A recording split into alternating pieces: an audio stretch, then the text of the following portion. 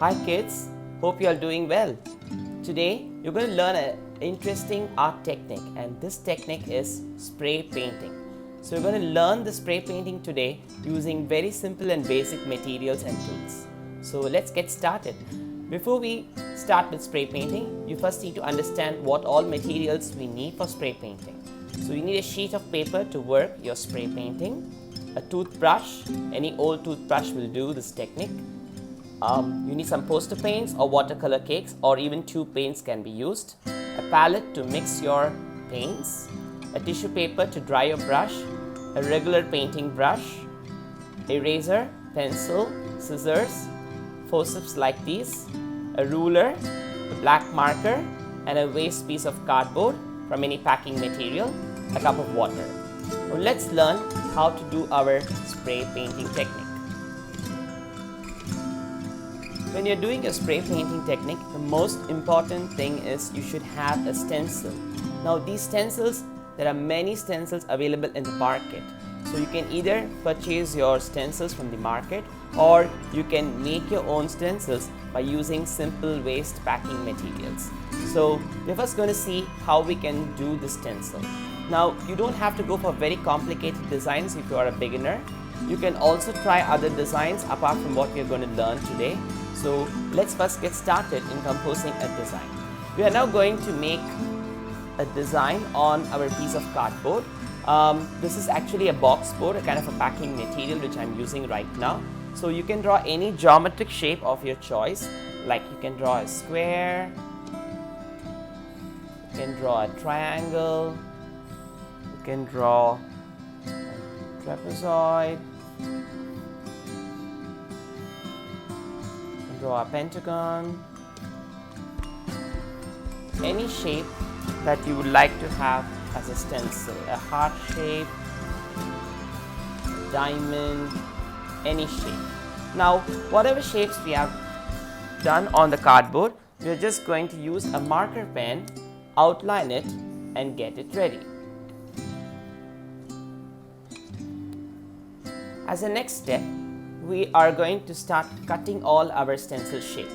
Now you can just use a plain scissors and just cut these shapes carefully along the marker pen outline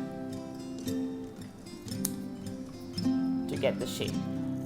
Now you can decide how many numbers you want based on the design that you have in mind.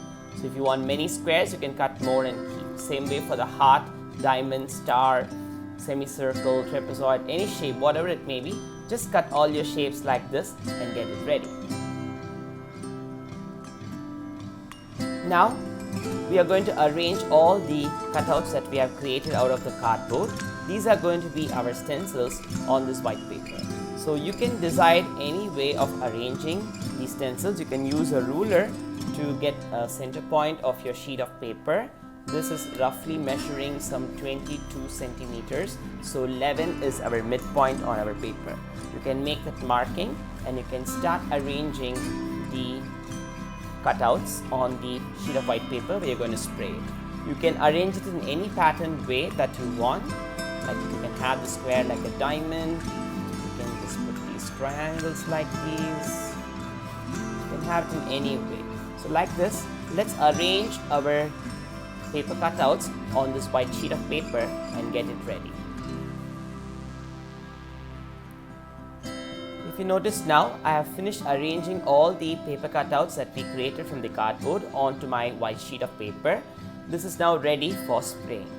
Now, as I told in the beginning, you can either use a ready-made stencil or you can make stencils like these kind of cutouts and you can arrange it on your paper and start with your spray technique. For the spray technique, you need to use an old toothbrush. Preferably an old toothbrush will do a great job because it's already used and worn out. The bristles will be hard for you to do the spraying like this. Now the method of spraying that you're going to do is you're going to hold the brush to your left hand and use your right hand to finger to splatter like this.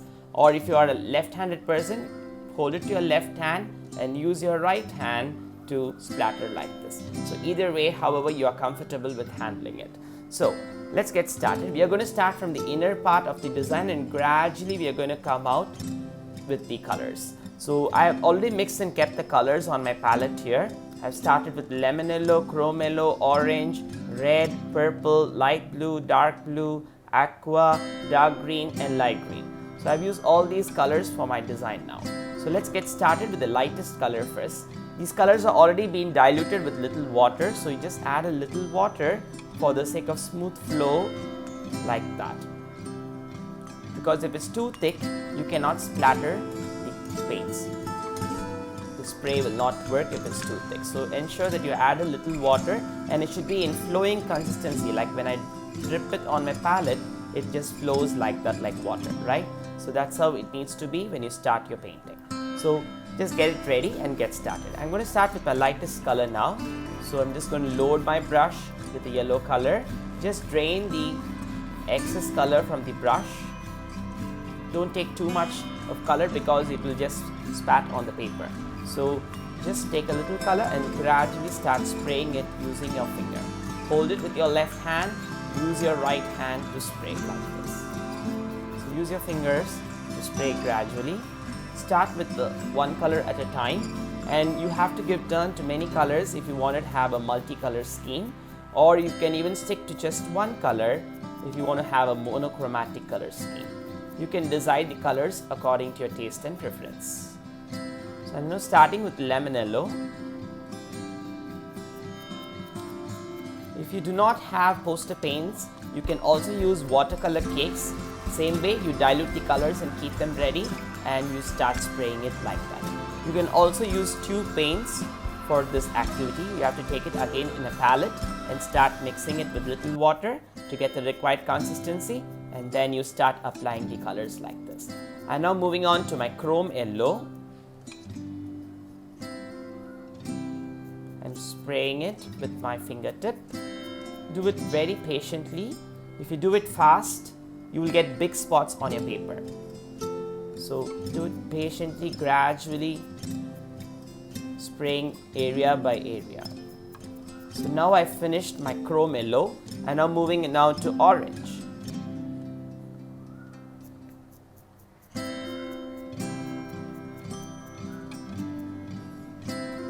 You can decide the area to be dark or light based on your preference. So it's totally your choice. If you want to darken some area, just go over it again and again, and it will get a deeper color. So now I'm finishing orange.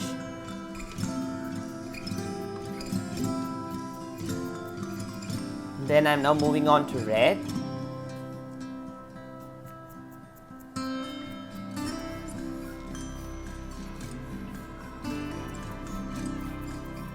Then I'm going to go to purple.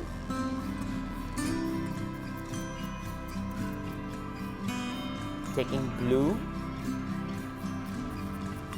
If you feel that you're getting muddy colors, please wash your finger and your brush in water and then continue fresh if you get muddy colors. So this way, we will spray the whole paper and get it ready. When you're fully done spraying your full sheet of paper with different colors, you have to leave this to dry for at least 15 to 20 minutes. After 20 minutes of time, you can start removing your stencils. You can use a forceps or even a pin or a toothpick, whichever is fine for you to pull it out. I'm using a forceps now so that I can just pull out the stencil like that. As I lift, you notice that the area that we covered with the stencil does not have paints. The other area, which is not having the coverage, has got the paints on it. So gradually we'll carefully remove one by one of these stencils. It should be totally dry when you do this step. So please let it dry properly.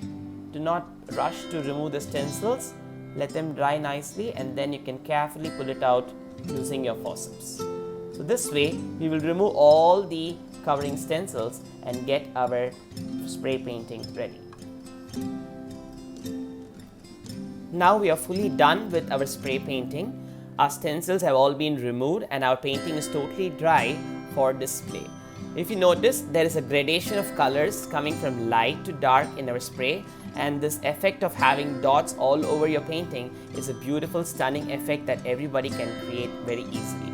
So this is one style of spray painting, using a flat shape to cover your paper, and then you just spray it with colors of your choice. This is technique number 1. Same way, this is another technique. This is technique number 2. Here I drew the dolphin here, and then I cut it out as paper cutouts like these. I lay these on my sheet of paper like that, and then I spray my entire paper with different colors. And when I do that spraying and when it's done fully, when I remove it, it looks like this. The same way, this one is got a stencil window cutout like that. So I lay this on my paper here, and when I spray it, this will give you a different effect. So this way you will have a positive space and a negative space spray technique. This is technique number 2. Same way, there is another technique. This is something that you can use your ready-made stencils, which are available locally in any market. So just get those stencils, leave it on your sheet of paper like that, cover the edges which are showing with masking tape. You get these kind of masking tapes in shops, and you can use them to cover the edges so it doesn't move, and it will also hold the stencil in shape. And then you can start spraying with your toothbrush the same way how we did the mandala. And then once when it is dry, if you remove it, you will have a beautiful stencil painting like this. This is stencil painting technique number 3. In the same way, you can also now use stencils from nature. You can gather some different types of leaves or flower petals and use them as a stencil. You can lay the leaf on a sheet of white paper, and then you can spray the remaining area the same way how we use a toothbrush for painting, and then you leave it to dry, and when you pull it out, you will get this beautiful, stunning effect from nature. So this is technique number 4 in spray painting. So kids, I'm sure you would have enjoyed learning spray painting today, and I'm looking forward to see your beautiful artwork soon. So here we have a display of all the spray painting techniques that I've explained to you today, and I'm sure you will enjoy creating your own spray painting. Thanks for watching.